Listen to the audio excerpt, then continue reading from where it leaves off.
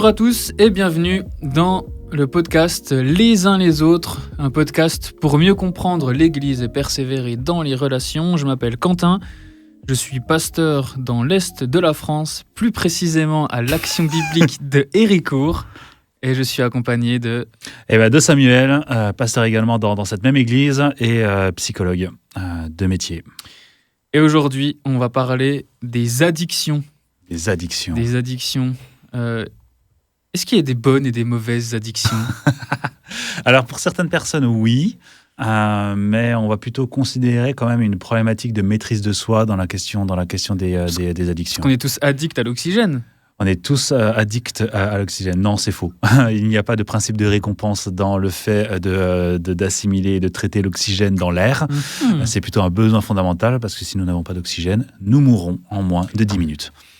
D'accord. Pour 99,999% de la population. Okay. Donc l'addiction ne dépend pas que de la dépendance. L'addiction, il y a pas mal Parce qu'on dépend de l'oxygène, du coup. On dépend de l'oxygène, mais effectivement, ce n'est pas que la question de la dépendance, on va dire, vitale, parce qu'en réalité, pour la question des addictions, on ne considérera jamais que le besoin est vital d'un point de vue physiologique, hormis, allez, on va encore nuancer, lorsqu'on veut arrêter l'alcool, c'est un des seuls stupéfiants où on ne peut pas arrêter l'alcool brutalement, sinon on peut faire un délirium très mince et mourir.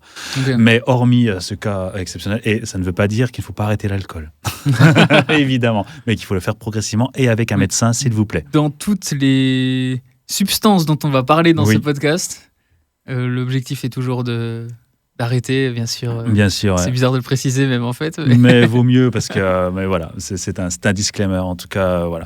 Ok. Du coup, les addictions. C'est quoi une addiction ? C'est quoi une addiction ? Une addiction, c'est la consommation d'un produit ou la reproduction d'un comportement qui va engendrer en fait un certain nombre d'autres comportements chez nous. Et si on veut avoir une référence française, ce sera Laurent Carilla, qui est un addictologue célèbre notamment parce qu'il passe pas mal aux infos, qu'il a une coupe de cheveux à lui et que c'est un gros métalleux. Je l'ai vu dans un reportage il est trop bien. Ouais, trop bien ce mec, j'ai suivi une formation, et franchement trop cool. Et du coup, lui, il va utiliser les 5 C. C'est-à-dire que les 5 C, à savoir que tu dois avoir les 5 C. En fait, c'est toi qui m'as envoyé la vidéo, je crois. Pendant un an, c'est possible. Pendant un an. Et les 5 C, c'est l'élément suivant. Vous pouvez le mettre avec à peu près n'importe quel comportement ou utilisation de produits. Le premier, c'est la perte de contrôle dans la consommation. C'est-à-dire que la consommation, en fait, eh bien, il n'y aura plus de raisonnabilité et il y aura quelque chose où vous allez toujours consommer plus en termes d'intensité. Le deuxième point, c'est le craving. Le craving, en fait, c'est le ressenti irrésistible de consommer. Vous dites, et là, c'est là où on va du coup parler de besoin, c'est que si vous ne consommez pas, vous aurez l'impression de mourir. Okay, et donc, c'est un des éléments les plus compliqués à gérer, c'est ce ressenti de mal-être profond, de stress, où du coup, vous dites, ah, là, si je ne consomme pas maintenant, je vais mourir. Troisième point, du coup, qui est en lien avec le craving, c'est l'incapacité à s'empêcher de consommer. Vous prenez les bonnes résolutions, vous êtes le 1er janvier, etc. Et pourtant, il y a quand même cette routine habituelle qui fait que vous n'arrivez pas à mettre en place des éléments pour vous arrêter de consommer. Le quatrième point, le quatrième C, c'est continu. Alors, le troisième, c'est compulsif. Okay, ouais. Le quatrième, c'est continu. Donc, c'est un usage et une consommation continue, régulière, donc tous les jours, plusieurs fois par jour, etc., qui va être différent du premier. Le contrôle, c'est plutôt par rapport à l'intensité, la dérégulation.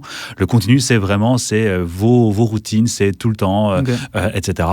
Et enfin, les conséquences, le dernier C, c'est que vous allez persister dans vos comportements malgré les conséquences négatives. Compulsif, c'est le craving, c'est ça tu disais ? Non, c'est 2 choses différentes. Le craving, c'est le ressenti, en fait, l'envie irrésistible de consommer.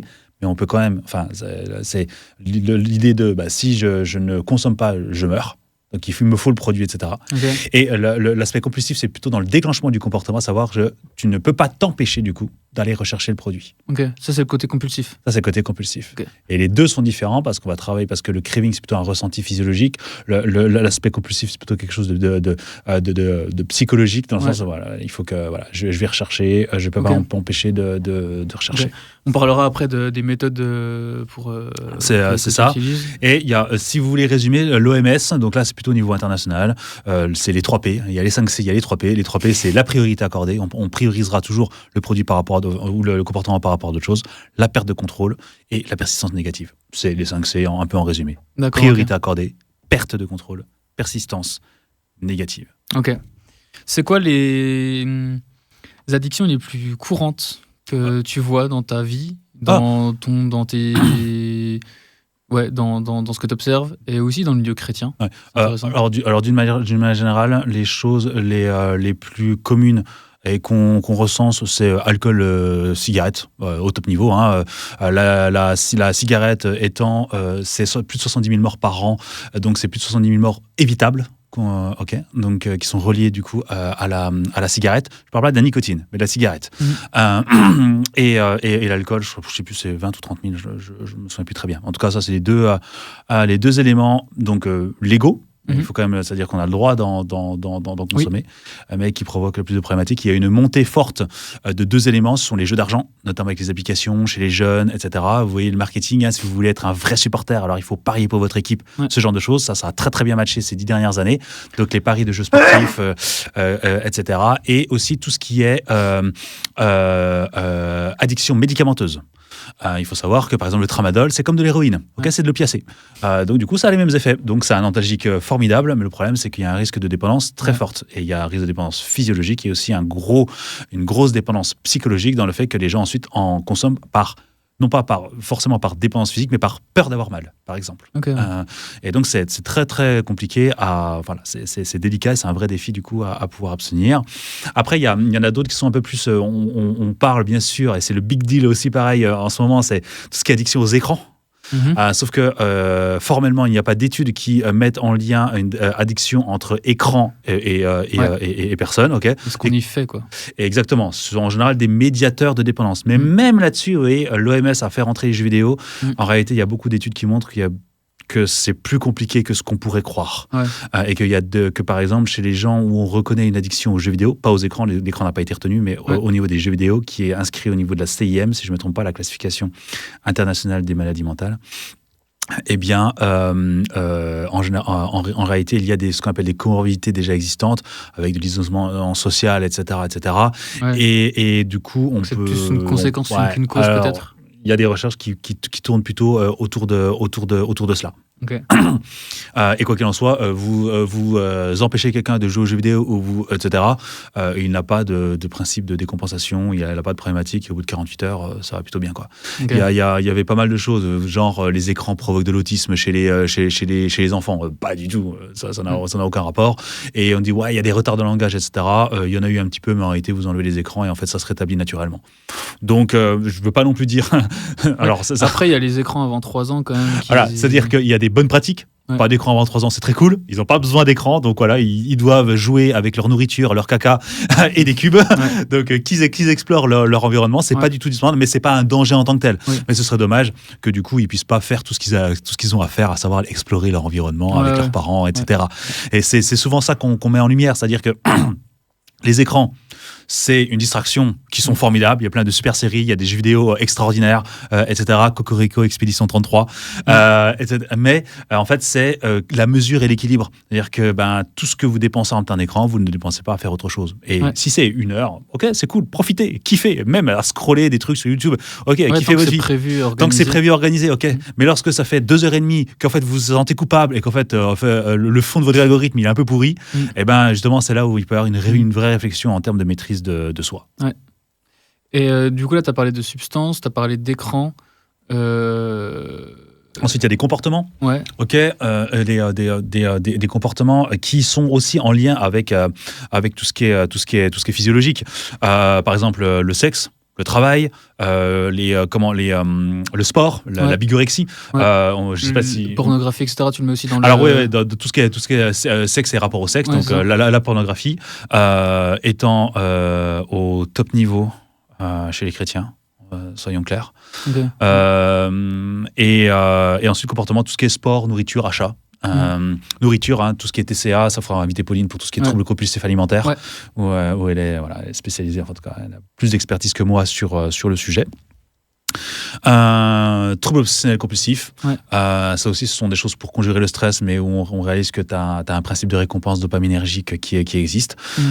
Et voilà, et certains diraient un TCA, l'anorexie mentale, etc. En fait, dans l'anorexie mentale, on a trouvé depuis une quinzaine d'années en fait des éléments de récompense et de dopaminergique qui fait que les gens sont accros à leur image, à la maîtrise de leur corps, etc. Ouais, okay. C'est hyper intéressant, c'est dramatique, et du coup, il faut quand même pas oublier que parmi toutes les maladies mentales, les TCA sont très dangereuses et que que notamment l'anorexie fait partie des plus meurtrières en termes de maladies mentales, donc soyons prudents. C'est des vrais problèmes et des gros enjeux. Mais effectivement, tu as des principes effectivement d'addiction aussi dedans qu'on connaît et du coup on travaille dessus pour essayer du coup d'améliorer nos prises en charge. Ok. Du coup, quand je suis accro à quelque chose, je viens de voir, et il se passe quoi ?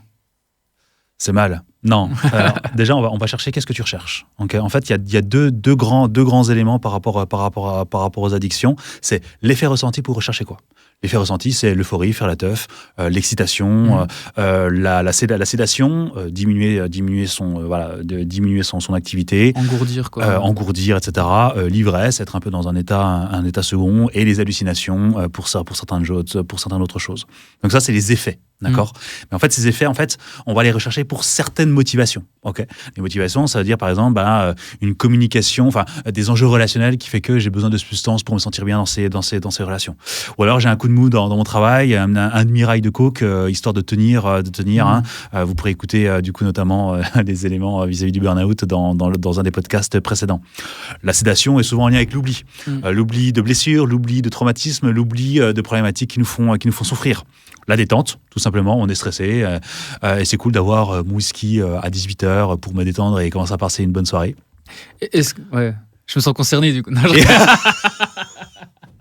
et aussi, du coup, ensuite, à un moment donné, malheureusement, éviter le manque. Okay. Parce que poser la question aux personnes qui fument, il y en a un bon nombre qui vont dire, en fait, à un moment donné... c'est plus plaisir, c'est pour pas être en manque. Exactement, il y a quasiment plus de plaisir, c'est pour enlever le mal-être du manque. Oui, c'est ça. Et donc, grosse tristesse, quoi. Ouais. Grosse tristesse par rapport à ça.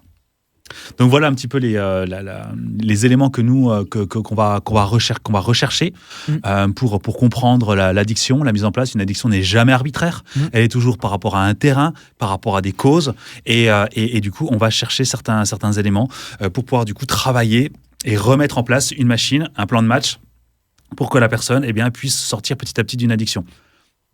Par rapport à ceux qui veulent s'en sortir, la rechute fait partie du processus. Croire que en fait une rechute, ça y est, je suis un bon à rien, etc. C'est faux. C'est souvent culpabilisant, c'est souvent lié aussi à la représentation de ce qu'est une addiction. Une addiction, c'est pas vraiment une maladie, etc. Et ça, on va aussi un peu développer ce que c'est qu'une maladie. Non, malheureusement, la question de la volonté dans une question dans l'addiction, elle a son rôle, mais il faut pas y mettre au-delà de ce que c'est réellement. Sortir d'une addiction, c'est difficile. Il y a des rechutes, il y a des tentations, il y a des trucs comme ça, et le but c'est d'accompagner avec bienveillance. Ouais. Déjà que lorsque la personne franchit le pas de la porte, c'est déjà une forme de courage. Ouais. Et donc du coup, on va essayer de taper dans la colline avec la personne pour qu'elle se sente accompagnée. Et du coup, c'est quoi les moyens qu'on peut mettre en place s'il y a bien sûr pas qu'une question de volonté, sinon ce serait plus simple que ça. C'est quoi les approches qui existent, et puis comment, en tant que chrétien, tu parlais tout à l'heure de chrétien avec la pornographie, on peut prendre ça comme exemple, par exemple, si on veut faire un peu un fil rouge de cet épisode, pour regarder un peu les étapes. Je pense que ça peut être pertinent, puis ça peut... et on n'en parle pas assez de toute façon. Ouais, c'est ça. Donc ça peut être. On n'en parle pas assez. Les gens sont souvent malheureux avec ça. C'est hyper tabou, etc. Donc carrément, c'est un bon exemple. Du coup, où la volonté, c'est jouer un rôle, mais où ça suffit pas. Quelles sont les choses qu'on peut mettre en place autour? Jésus, il disait de arracher un œil et de couper un bras. Ça, c'est très spirituel de le faire. Parce que souvent, on entend mais si c'est pas de notre volonté, c'est pas très spirituel. Si on met des trucs un peu en place, etc., c'est pas spirituel. En fait, d'après Jésus, mettre des trucs en place, comme se couper un bras ou s'arracher un œil, c'est spirituel. Exactement. Donc, voilà, on a déjà mis ça de côté, on a déjà balayé un petit peu. Et du coup, concrètement, s'il n'y a pas que la volonté, comment ça se passe? Carrément. On parle beaucoup de mentalisation dans nos podcasts. C'est vrai que c'est un mot qu'on n'utilise pas souvent dans la vie courante, mais c'est tellement... C'est lire dans les pensées de l'autre. C'est pas ça du tout. ce qu'on appelle la pré-mentalisation. C'est bref. Et effectivement, il y a déjà à faire comprendre à la personne quels sont les schémas qui déclenchent. On l'a vu avec les émotions, rien n'est arbitraire. Okay, notre cerveau adore les habitudes. On a une liturgie de vie. Okay, et du coup, il faut comprendre ces éléments-là. Comment est-ce que la personne se retrouve dans cette étape ? Comment est-ce que la personne se retrouve à minuit devant son ordinateur et du sopalin ? En fait, c'est trash. Ah ouais, là, je suis désolé. Je sais pas, on le garde, franchement, mais c'est la vraie vie, quoi. Ce que je veux dire, c'est pas vulgaire, mais c'est juste la réalité. Et la réalité, malheureusement, partagée par beaucoup. Comment est-ce que la personne arrive ? Non. Et voilà. Et du coup, en reprenant cet exemple, on n'arrive pas comme ça par hasard. Ouais. Okay, il y a tout un cheminement et tout un process. Et le but, c'est de comprendre ce process. Parce que puisque c'est pas arbitraire, puisque c'est automatique, puisque justement, il y a peu de conscience, et ben on va essayer de mettre en conscience tous ces éléments-là. Quelque chose qui est lié au stress, quelque chose qui est lié à des échecs, quelque chose qui est lié même à une habitude de vie. Si on prend un autre truc, par exemple... Comprendre un peu les éléments déclencheurs. Les éléments déclencheurs, etc. Parfois, des éléments déclencheurs, c'est juste le rythme circadien. Il y a des personnes qui disent « Ouais, j'arrive pas à dormir, etc. » Ouais, mais mon gars, à 22h30, tu commences à ouvrir coca, chips, sucre, gras, etc. Tout ce qui te passe dessous, etc. Mais des fois, il n'y a pas forcément un facteur déclencheur. Des fois, c'est juste 22h. T'as mis l'habitude à ton corps de bouffer à partir de 22h, il va dire mon gars, c'est le moment, quoi. Ouais. Et notre corps, il se souvient très très bien de cela. Et du coup, il faut prendre conscience de ces éléments-là. Du coup, c'est prendre conscience et être plus sensible à des signaux faibles que notre corps nous envoie, du stress, de la faim, des petits signaux comme ça. Okay. Et donc, du coup, de pouvoir anticiper à ce moment-là. De se dire, en fait, quels sont les effets recherchés, etc. De se dire, c'est marrant, je bois pas un verre à tous les... je bois de l'alcool seulement à certains moments de la journée. Ou même la pornographie, c'est épisodique, c'est pas tout le temps. Oui. Okay, mais il y a une corrélation qui est directe. Et du coup, réfléchir à mettre des portes de sortie à ces moments-là. Parce que c'est pas dans le feu de l'action, en fait, où on va créer des portes de sortie. Okay. Et ça peut être quoi une porte de sortie Une porte de sortie, ça peut être des choses qui sont 3 éléments, parce que c'est les 3 éléments de l'addiction. Les addictions, elles sont rapides, accessibles et habituelles. Ouais. Donc il faut mettre en place des choses qui sont rapides, accessibles, habituelles, pour diminuer ce qu'on appelle le craving, ce que j'ai mentionné ici. Ouais. Parce que souvent le craving, c'est cette envie irrésistible d'effectuer le comportement ou de consommer, de se mettre devant son écran, etc. Ouais. Donc le projet, c'est de dire la prochaine fois que tu as ce truc-là, en fait, il faut mettre en place cet élément-là et t'essaies de le faire au moins une fois sur 2 ou toutes les fois ou le plus possible. Essaye de le faire tout le temps parce qu'on sait que ça va foirer. Ouais, voilà, okay, parce que on n'est pas sur un truc flawless, comment on dit, on n'est pas sur un truc sans faute où dès le départ on doit être au taquet. Non, on sait que c'est dur en fait. Ouais. Et on sait que les gens en souffrent. Et du coup, c'est pas la peine de dire non mais si et on l'entend souvent ça. Ouais. Non mais si tu rechutes, franchement, c'est parce que t'as pas assez de volonté. Ou c'est parce que tu veux pas vraiment t'en sortir. C'est horrible ces phrases, parce que déjà les mecs, ils sont en galère, ils viennent te voir, ils sont obligés d'en parler et tout, il y a de la honte, il y a du machin, etc. Et ensuite, ils entendent ça, non, très, très, très difficile. Donc, on sait que la rechute fait partie du process et que du coup, le but, c'est d'essayer de le faire le plus possible, tout en sachant que y a des rechutes et qu'il faut faire avec. Et concrètement, du coup, ça peut ressembler à quoi une porte de sortie Une porte de sortie, je sais pas. Par exemple, la question du stress, on sait qu'il y a plein d'éléments et ça va dépendre des gens pour atténuer le stress, et notamment ce qu'on appelle des activités de ressourcement, des activités qui te plaisent, qui sont alignées à tes valeurs et ton éthique.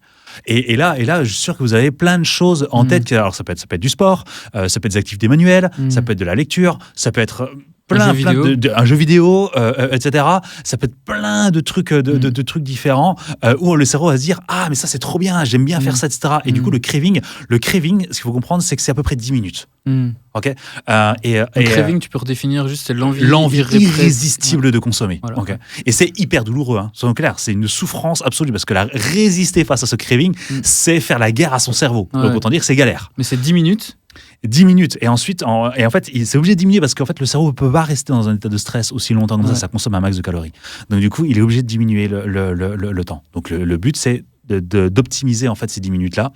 Et comment est-ce que, dans votre environnement où l'addiction est propice, je sais pas, le bureau par exemple, l'ordinateur ou d'autres choses, quelles sont les activités, etc., qui peuvent être mises en place pour justement accompagner ce craving et éviter le comportement. Ouais, tu te lèves faire un café, c'est ça. Tu vas marcher. Tu vas marcher, je veux dire, tu vas marcher. et il faut faire en sorte à ce que tes chaussures soient prêtes, à ce que tu n'aies pas besoin de faire tout un truc. On se souvient, rapide, accessible, habituel. C'est ça, ouais. Oui, si tu te dis à chaque fois, je vais faire un truc complètement inaccessible, en fait, tu vas jamais le faire. Tu vas jamais le faire parce que c'est trop dur, c'est trop coûteux. Et du coup, le cerveau va vraiment t'inciter à faire le truc le plus simple. Quoi. Ok. Donc, c'est reconnaître les trucs, ce qui initie, les déclencheurs, voilà, c'est ça que je cherchais comme mot. Essayer de faire des portes de sortie. C'est ça. Tu peux faire un tableau pour réguler toutes les fois, pour comprendre aussi. Pour comprendre, carrément. Et en fait, c'est pas si compliqué que ça. Maintenant, on a tous des portables, on a tous des notes, des machins, etc. Pour justement recenser. En fait, c'est vraiment on fait la guerre, quoi. C'est vraiment un vrai plan de match. C'est des process et tout. Notre cerveau, il est pas irrationnel, notre cerveau. Il est très rationnel et très méthodique. Et donc, du coup, on doit pouvoir retrouver ces patterns, ces schémas-là dans notre manière, et bien, du coup, de faire. Et donc, du coup, d'accompagner les personnes pour se sortir de ça, quoi. Ça veut dire, du coup, qu'il y a toujours de l'espoir quand même. Carrément. Et qu'il faut juste avoir aussi un bon plan d'attaque. Ouais. De le communiquer avec d'autres personnes. Qu'est-ce que... Ouais, vas-y, là-dessus. On a besoin... d'une alliance de membres. Ouais, on a besoin d'une alliance de membres. On a besoin d'avoir des frères et sœurs. On a des vraies amitiés pour parler de ces choses-là. Les amitiés, c'est pas les barbecues. Les amitiés, c'est qu'on est en galère. Ouais. On reconnaît nos amis lorsqu'on est en galère. Pas pour faire la fête. Pour faire la fête, il y a plein de gens pour faire la fête. Ouais. On reconnaît nos amis dans ces moments de galère-là. Et on a besoin d'avoir... Il y a plein... J'entends ça, qui disent « Non, mais c'est mes amis, donc je ne vais pas les embêter avec ça. » Mais si, justement, ils sont là spécialement pour ça, quoi.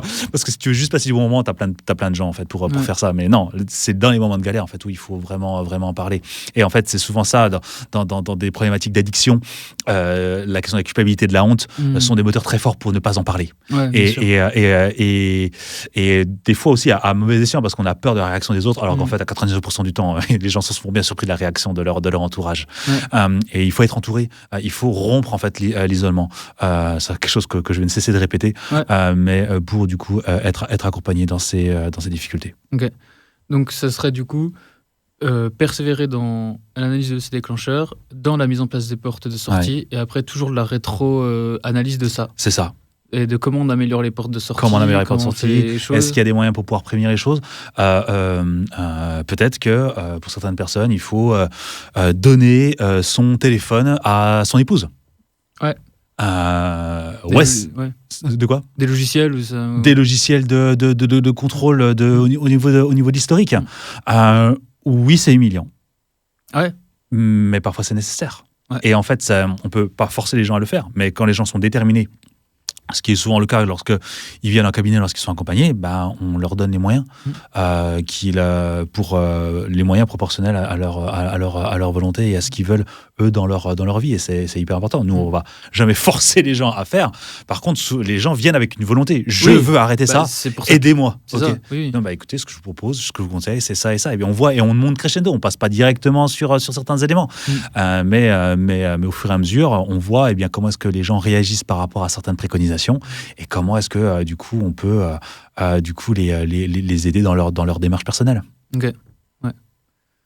Et petit à petit comme ça, rétroaction, et puis ça suit son cours. Ça suit son cours. Alors après, bien sûr, la pornographie, c'est une addiction plutôt comportementale. Ouais. Donc ça peut se réguler. Alors, mais il y a quand même certaines... Alors je me souviens, je sais que Florent Barac, il a un ami qui est addictologue.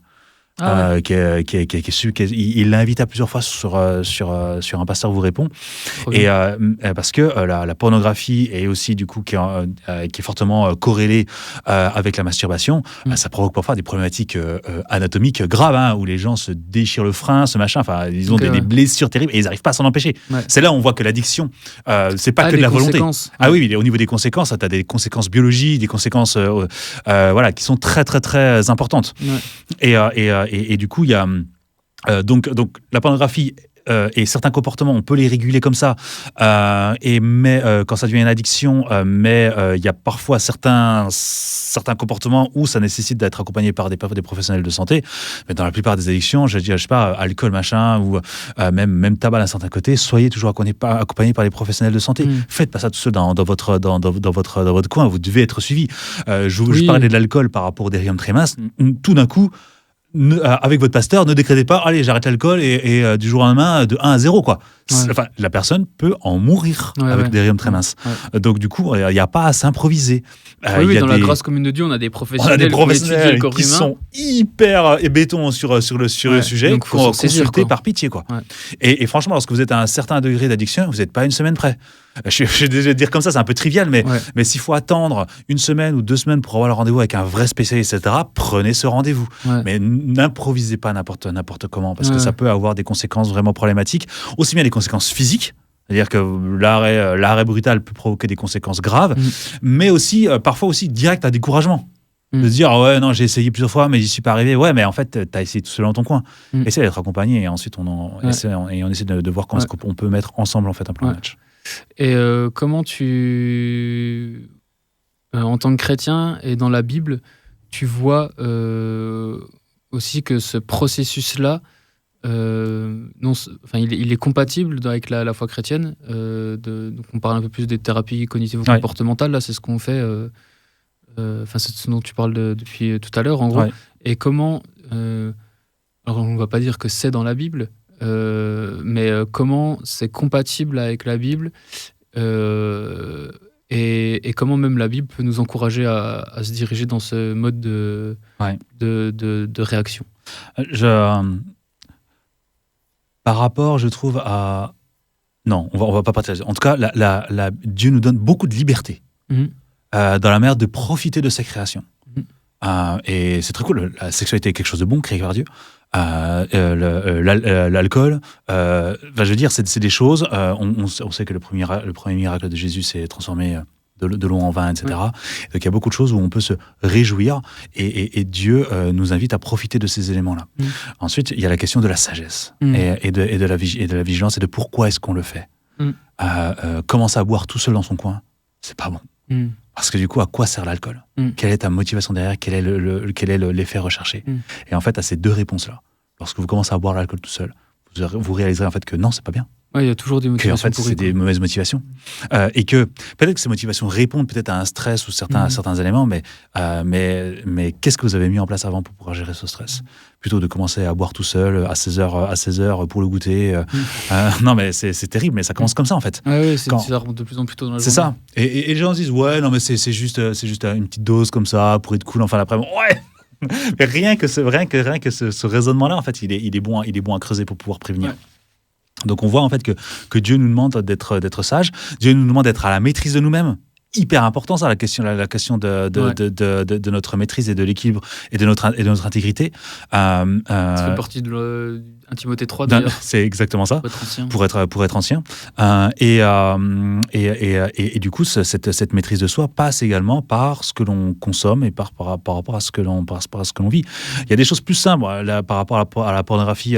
C'est un commandement direct de Dieu à ce qui est que de la sexualité au sein du mariage, etc.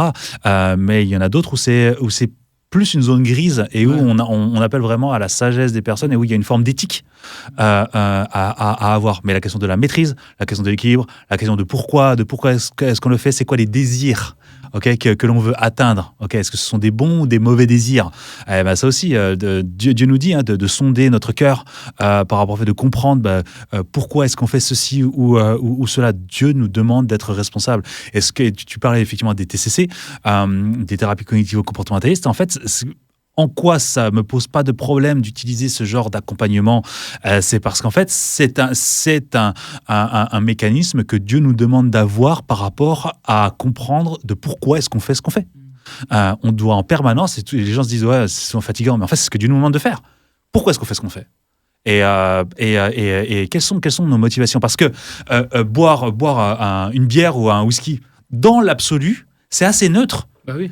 Ça va être le contexte et la personne qui va tout contextualiser. Boire un whisky avec des amis pour profiter de la bénédiction qu'a accordé Dieu à l'Écosse. Mais ok, trop cool. Trop cool. La tourbe. Exactement. Si c'est de pouvoir profiter avec des amis, etc., il n'y a pas de problème. Mais si c'est tout seul pour pouvoir gérer un stress, si c'est pour rechercher les effets de sédation avant d'être en relation avec quelqu'un parce que c'est difficile ou etc., c'est là en fait où on va réfléchir. Et en fait, si c'est une fois, Ok, on peut se dire ok, mais le problème des addictions et de ce genre de produits ou de comportements, c'est que ça rappelle la reproduction. À fond. Le cerveau, mais il est tellement malin pour se dire ah non, mais avec ça, avec Ça la a pornographie, marché. avec l'alcool, Ouais. avec machin, ça a trop bien marché. Et Allez, du coup, vas-y. ouais. C'est rapide, c'est accessible, c'est habituel. Allez, vas-y, mec, on y va. Et surtout que dans un monde déchu, on ne pourra jamais ne pas être angoissé, ne pas être colérique, Ouais. ne pas être triste. Donc en fait, on aura toujours des occasions. On peut pas se protéger de ça. Exactement. Donc on aura toujours des occasions qui nous feront tirer vers des addictions. Ouais, tout à fait, tout à fait. Et comme tu le dis, il y a aussi il y a aussi la question de la culture et de ce que nous on véhicule de ce qu'est la vie chrétienne. Une vie chrétienne n'est pas une vie de victoire, de joie perpétuelle émotionnelle, etc. C'est une vie qui est difficile. Hein, et du coup, ça, la question de nos motivations permettent aussi directement de sonder ce qu'est notre vision biblique du monde et peut-être de rectifier certains éléments par rapport à la réalité de notre monde. Trop bien. Si je résume du coup, les 5 C, les 3 P sur la question de l'addiction, on a un peu fait le tour de plein d'addictions, avec quoi on pouvait avoir des addictions. Une petite réflexion sur la question de la pornographie. Surtout s'accompagner par la grâce commune de Dieu. On a des professionnels de santé qui sont qui sont bons. C'est clair. Donc allez-y. On n'est pas des apprentis sorciers. C'est pas parce qu'on est chrétien qu'on connaît tout sur tout. Et ni pasteur, ni ancien, ni conseiller, ni ce que vous voulez. En fait, addictologue, en fait, c'est l'addiction. C'est pour ça que c'est un métier, en fait. C'est ça. C'est des pros de santé, c'est un métier, et donc on ne s'improvise pas. Ouais, c'est ça. Carrément. Et puis voilà. On espère que ça a donné un peu de billes pour à chaque fois reconnaître l'addiction, à la fois réfléchir à notre comportement et voilà, je te laisse peut-être, t'as peut-être encore autre chose à dire. Oui, il y a juste un élément aussi, c'est que souvent on a beaucoup plus. Il y a 3 types de. En général, dans une dépendance, il y a 3 types de dépendance. Il y a la dépendance physique, le manque, la dépendance psychologique, le conjurer le stress, etc. Et la dépendance comportementale, les habitudes. Et en fait, souvent, l'obstacle numéro 1, c'est la dépendance physique. Sauf qu'en fait, c'est la plus simple à gérer. Et c'est un truc qui est important aussi à entendre. La dépendance physique, ne croyez pas que c'est le truc le plus difficile. Le plus difficile, c'est la question des croyances. C'est la question de l'aspect psychologique. Si jamais j'ai pas ça, comment est-ce que je vais pouvoir gérer mon stress? Comment est-ce que je vais pouvoir gérer ma tristesse, etc. Et c'est voilà d'apporter des solutions à ça, justement. Exactement. Exactement. Et c'est là où on va beaucoup travailler. Parce qu'en fait, la dépendance physique, c'est pas du tout le premier obstacle. Alors que dans la représentation des gens, ça l'est. Et du coup, voilà. Alors, si vous avez des craintes par rapport à ça, sachez que vous serez beaucoup plus ardu par rapport à votre cerveau et aux croyances qu'avec le physique, parce qu'en réalité, la dépendance physique est celle qui est le plus simple en fait à diminuer parmi les 3 que j'ai mentionnés. Merci Sam, il y aura encore beaucoup de choses à dire, notamment qu'on n'est pas rentré dans tout l'aspect physio avec le circuit de la récompense, etc. Ouais, mais on pourra en faire une autre, peut-être par rapport aux écrans, un deuxième épisode, etc. Ça peut être pas mal. Ouais, carrément. Sur les addictions, pour peut-être rentrer peut-être un peu plus dans ces détails-là et puis rebrosser un petit peu le sujet. On parlera de cocaïne. Allez. Très mauvais pour la santé. N'en prenez pas. Sur ces bonnes paroles, merci Sam et merci pour votre écoute et on se dit à bientôt pour un prochain podcast. À bientôt.